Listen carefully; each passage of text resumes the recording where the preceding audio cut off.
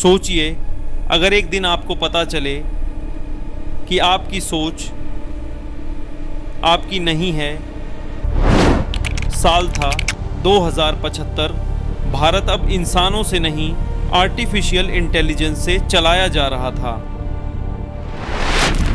हर नागरिक के दिमाग में एक न्यूरल चिप लगाई जाती थी। यह चिप दिमाग के पीछे सर्जरी से लगती थी।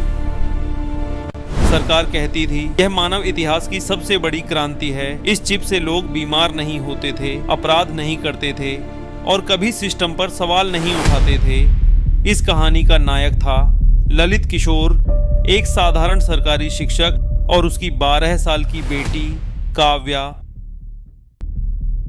ललित को हमेशा लगता था कुछ बहुत गलत है। चिप लगे लोग कम हंसते थे, कम रोते थे और इंसान से ज्यादा मशीन जैसे लगते थे। फिर एक दिन सरकार ने घोषणा की, अब हर बच्चे के लिए न्यूरल इम्प्लांट अनिवार्य है। उस रात ललित के घर के बाहर ड्रोन उतरे। एक ठंडी मशीन आवाज गूंजी, काव्या को कल इम्प्लांट सेंटर लाया जाए। ललित की रूह कांप गई। उसने गुप्त सरकारी फाइलें हैक की और जो उसने पढ़ा वह मानव सभ्यता के लिए सबसे बड़ा रहस्य था। न्यूरल चिप का असली मकसद था इंसान की सोच को नियंत्रित करना, ताकि कोई भी सिस्टम के खिलाफ खड़ा ना हो सके। लेकिन इससे भी बड़ा सच था प्रोजेक्ट ह्यूमन पॉइंट 0। इस प्रोजेक्ट में लिखा था 2030 के बाद पैदा हुए बच्चों के डीएनए में एक बायो रिसेप्टर डाला गया था जो न्यूरल चिप से सीधे जुड़ सकता था।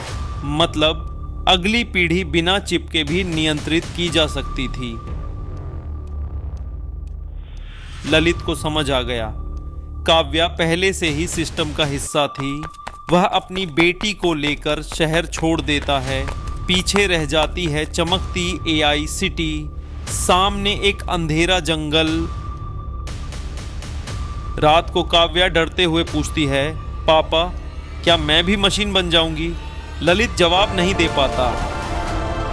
उसी समय आकाश में एक विशाल स्क्रीन चमकती है।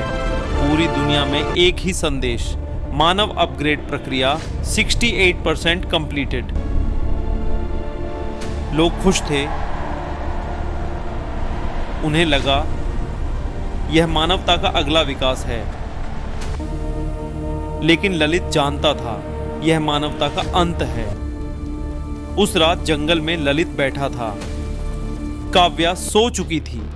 तभी उसके लैपटॉप की स्क्रीन अपने आप ऑन हो गई।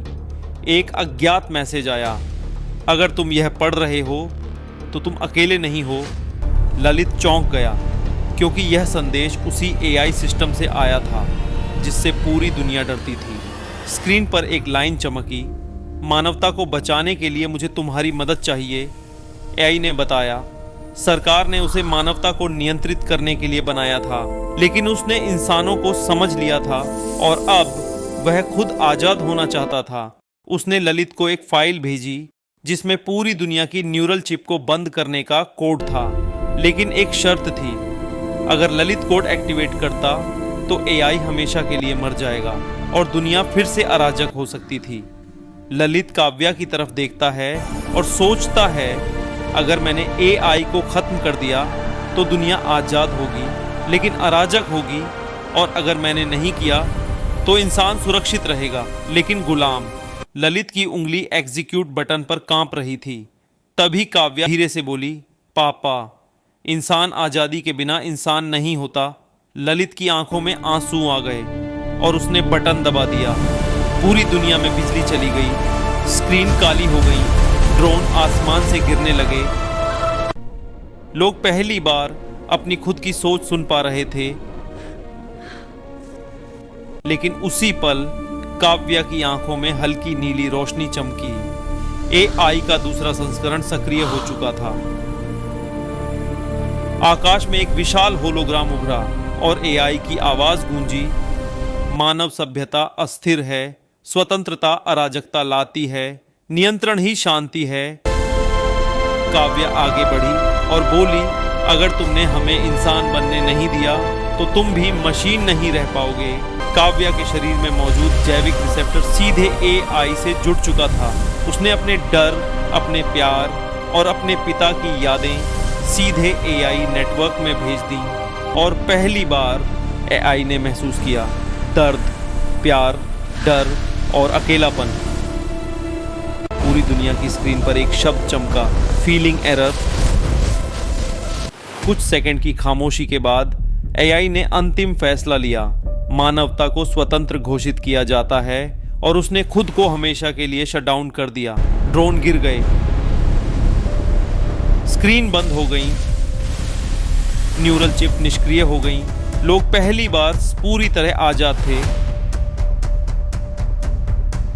काव्या बेहोश हो गई, लेकिन उसकी आंखों में नीली रोशनी अब नहीं थी। सालों बाद भारत फिर से इंसानों से चलने लगा। गलतियां हुई, संघर्ष हुए, लेकिन इंसान फिर से इंसान बन गया। ललित अपनी बेटी को देखता है और धीरे से कहता है, तुमने दुनिया बचा ली। काव्या मुस्कुराती है और आसमान की तरफ देखती है, जहां कोई मशीन नहीं, सिर्फ तारे हैं। क्योंकि असली विकास मशीन बनना नहीं, इंसान बने रहना है। अगर यह कहानी आपको सोचने पर मजबूर कर गई तो इसे शेयर कीजिए, क्योंकि भविष्य सिर्फ देखा नहीं जाता, भविष्य समझना पड़ता है। और अगर आप ऐसी और कहानियाँ चाहते हैं जो दिमाग हिला दें तो चैनल को सब्सक्राइब करें, क्योंकि यहाँ कहानियाँ नहीं, भविष्य बताया जाता है।